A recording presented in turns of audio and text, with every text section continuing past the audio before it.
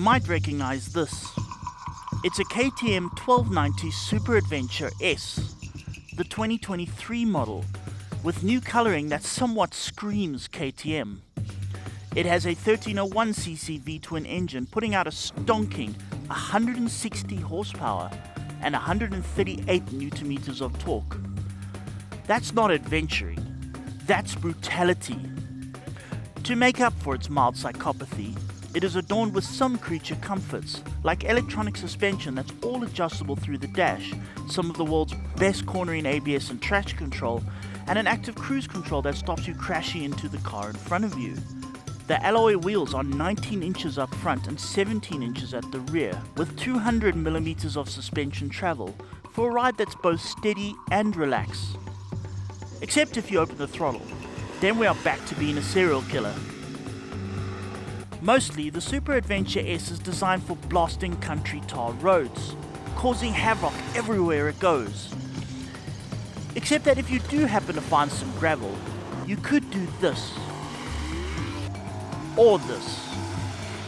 Maybe even this. It's fun everywhere for a price starting at $338,999. Now, if we were anywhere else in the world, this is where the Super Adventure test would end. Except that we live in South Africa, and South Africans are a bit odd.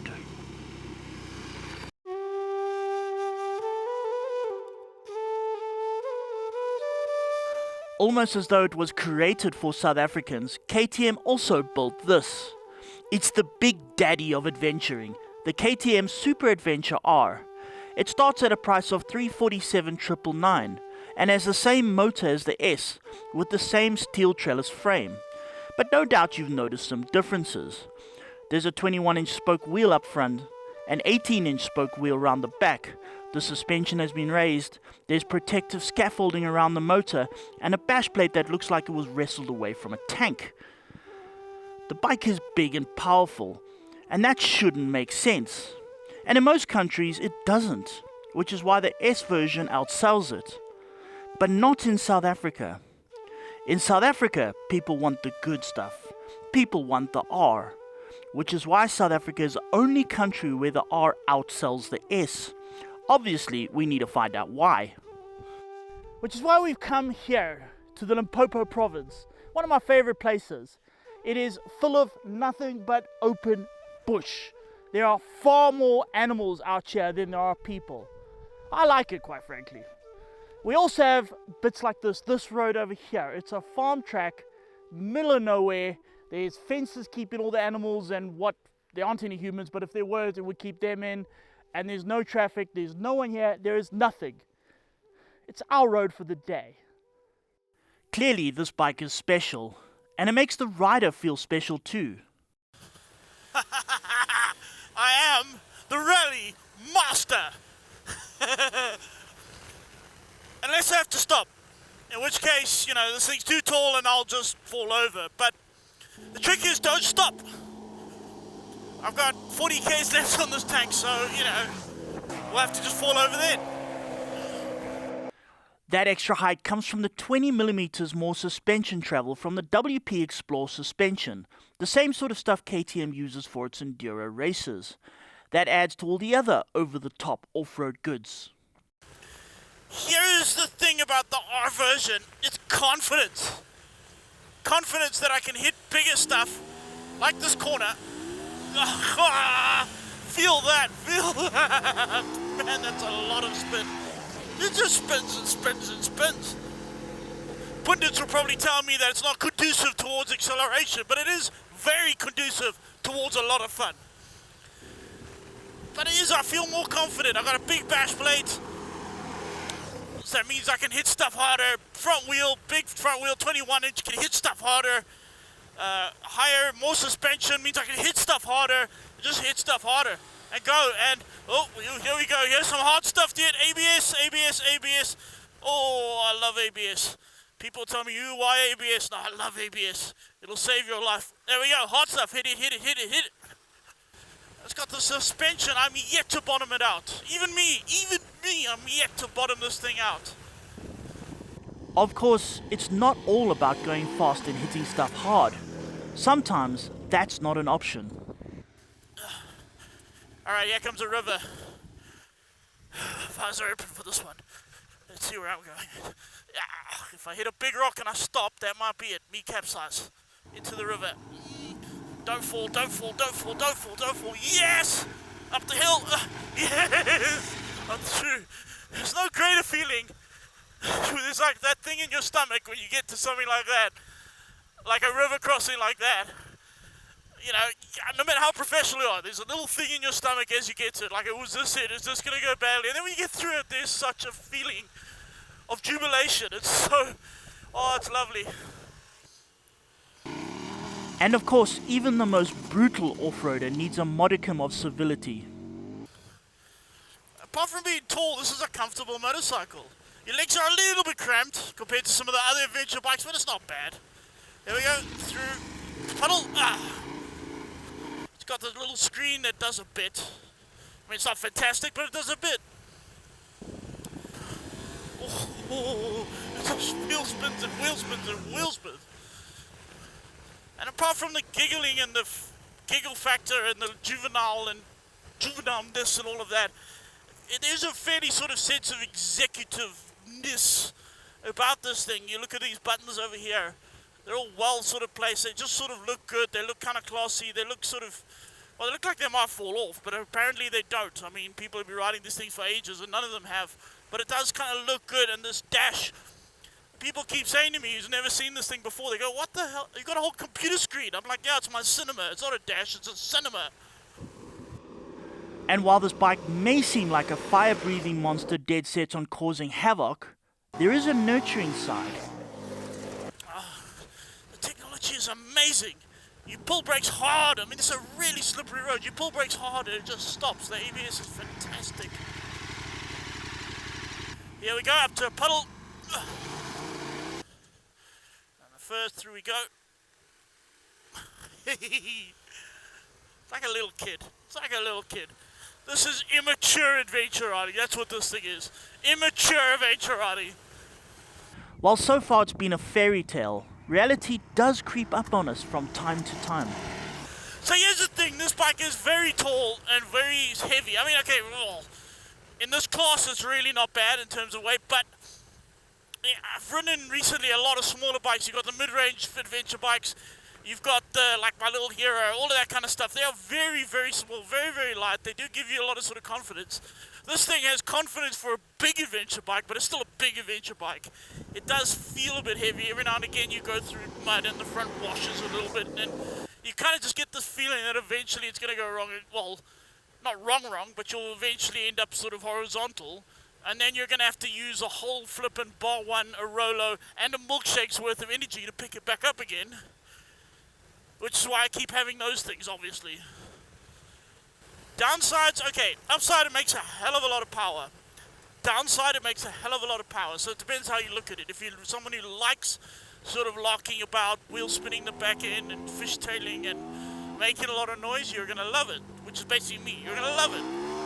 If you're not that sort of person, then this might be a bit overwhelming.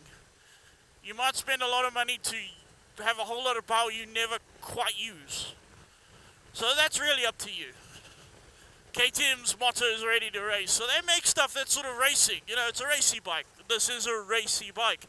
It's comfortable. You could do long distance touring. You can go off-road. And if you're a capable rider, you could probably take this thing pretty much anywhere. But it is racy.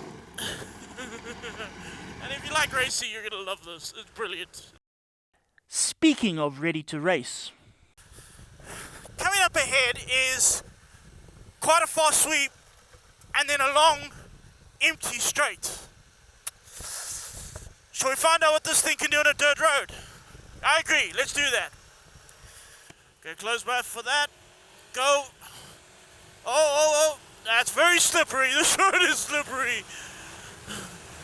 Incidentally, I've got it on slip level 9, which is the most interference, and that's on purpose because it actually accelerates better. Otherwise, it just wheel spins. Okay, here we go, through the corner. Carry speed through here. Oh, it's spinning. Go! Let's go. 183. 196, up to top gear. 200! We're up to 200! Oh, goodness me! It's still wheel spinning! The bike is still wobbling! It's still wheel spinning! 270, 280! What do we get to? What do we think we'll get to? 222! Ah! That's as late as idea! Okay! ABS! ABS! ABS! ABS! ABS! ABS! ABS! That's a lot of ABS! Oh boy!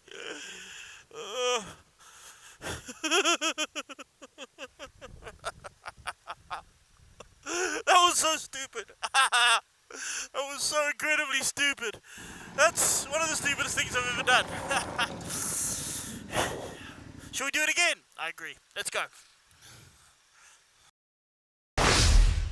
That was, as Don so rightly admits, spectacularly stupid, but at least it was on a private dirt road, so he wasn't actually breaking any laws. However, if he had got it wrong at 220 k's an hour, there would have been serious consequences, and so we cannot really celebrate this level of irresponsibility. An accident at that speed could have damaged a lot of scenery. He might even have injured some of the local wildlife, which would have been frankly unforgivable.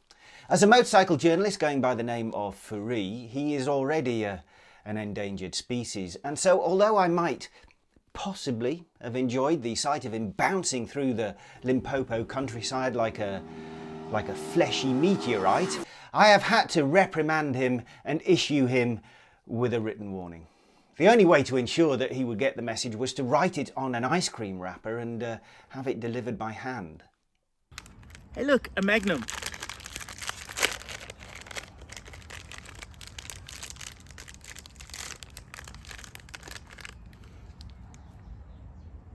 You're a very naughty boy. Don't do it again.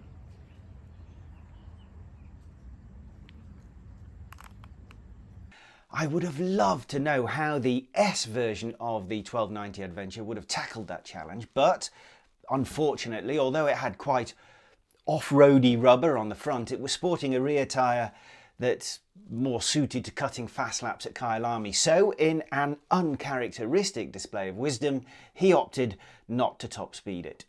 There are, as he pointed out, many upgrades to the R that make it a more capable off-roader than the S, though he failed to mention the single most important difference between the two bikes in this case, which was a set of knobblies on the R. Doesn't really matter what type of bike you're riding, in what type of environment. Performance invariably boils down to having the optimum grip for the intended ride. Oh, in case you're thinking Don is a professional motorcycle journalist with decent off-road abilities, which he is, barely, and assume that he was never in any real danger as he did his best impression of Cocaine Bear on a bike, here is a little excerpt of him displaying his enormous dirt riding talents moments before that high-speed run.